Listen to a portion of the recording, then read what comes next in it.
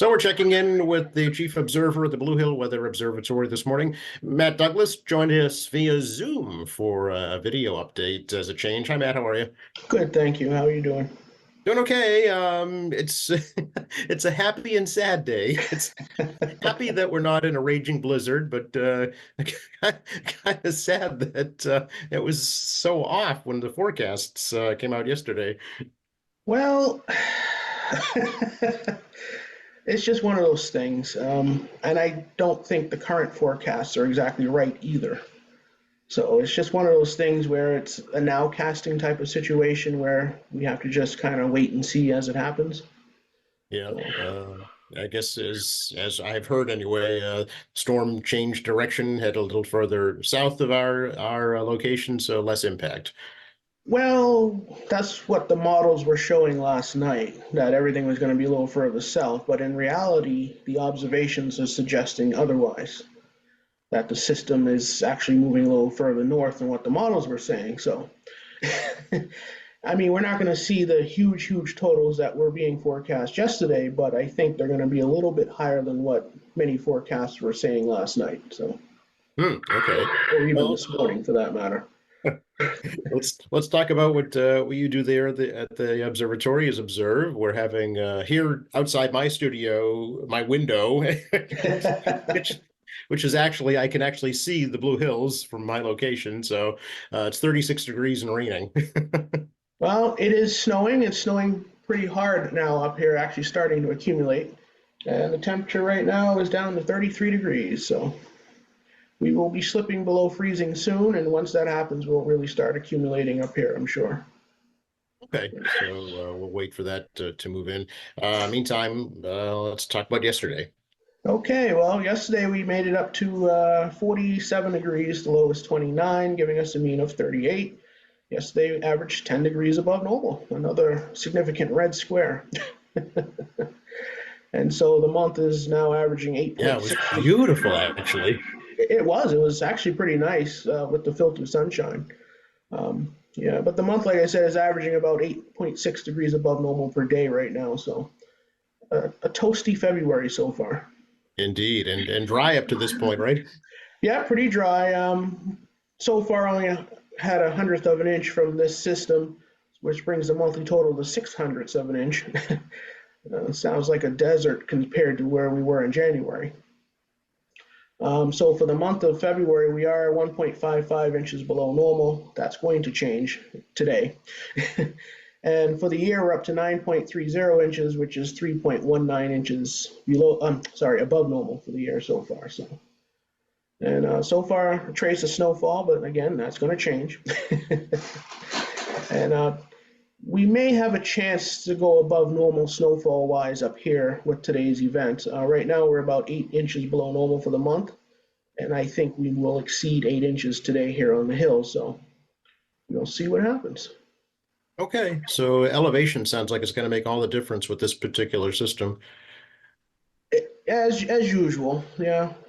Especially when you have marginal temperatures like we do today. But even the coast will change over to snow probably within the next hour or two as the heavier precipitation continues to move in and drags the cold air down from aloft. So that's what we're looking at right now.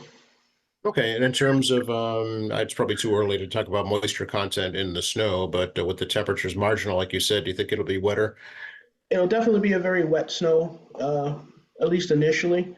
It may dry out a little bit as we get toward the latter part of the event.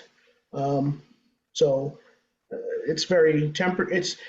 It's snow to water ratio is complicated. It is temperature dependent, but not necessarily the temperature at the ground level. Um, where snow is being generated up aloft, the temperature up there is very important as well.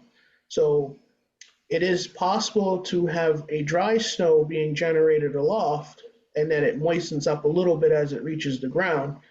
It's still a wet snow, but it's not as wet as it would be if it was a high water content through the entire column, basically. Gotcha. Okay. So, as it is in here in New England, a little bit of everything. Yeah, it is. And another thing that a lot of people don't really think of that can um, have an impact on snow to water ratio is wind. If there is a lot of wind aloft, causing the snow crystals to collide with one another, it will actually lower the ratio. A lot of people don't think about that. So normally when you have a very dry, fluffy snow, the crystals are very airy, fluffy, whatever. If they collide with one another, they lose those air pockets and they become more dense. So that changes your ratio. Oh, I'd never heard that described like that before. That's interesting. Very interesting. The things you have to be aware of. There's a lot of things to consider and to take into consideration when trying to forecast snow. I would say that snow is probably one of the hardest metrics to forecast in meteorology. Speaking of wind, there was talk that this was going to be a significant wind event too. Does that still look like it's true? I don't think it's going to be quite as potent as we thought, but the winds will increase, especially late this morning and through this afternoon as the storm really bombs out to our south. The winds will shift more to the north and will become gusty, probably around 40, maybe up to 50 miles per hour right along the coast. Cape and Islands, of course, will see the strongest gusts where they could gust up to 60. So. Yeah, and I know there is still concern about coastal concerns at the time of midday high tide today, right? Correct. That'll be during the brunt of the event, highest winds, heaviest precipitation. Also, another aspect that a lot of people don't really think of, the storm is going to be bombing out, so that will actually generate a little bit of a storm surge as well. So all that coinciding with the high tide, which is astronomically high due to the recent new moon, is just a recipe for coastal flooding. Okay, so that may be more of an impact than the snow itself, actually, in our area. It's some spots, the normally vulnerable spots like Morrissey Boulevard in Dorchester, parts of Scituate, even without the storm, there would probably be coastal flooding today just from the astronomically high tide. So those areas will definitely be exacerbated by this event. Yeah, and are we still looking at the flash freeze situation afterwards? Temperatures will drop into the 20s tonight, so whatever you can't get cleaned up by the end of the event will become concrete tonight. Okay, but it's quick mover, right? The rest of the week looks It is a quick mover. It should be out of here by this evening as it looks right now. I won't say the rest of the week looks clear. Oh, there's the other shoe. Tomorrow will be a nice day. Temperatures in the 30s tomorrow, but we should have sunshine. I mentioned a clipper system for Thursday night into Friday. That still looks to happen. I don't expect much out of that, but there will be snow falling, at least light snow falling Thursday night into Friday morning. And now it looks like another clipper system on Saturday. So another period of light snow on Saturday as it looks right now. But generally temperatures in the mid 30s every day, maybe approaching 40 by the time we get to Monday. I know it's a long holiday weekend, I know. Other than Saturday, the weekend's looking pretty decent. So that's good news.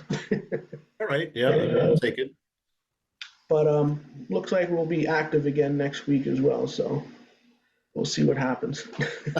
I really don't like it when you use that active word. Trust me, I don't like it either.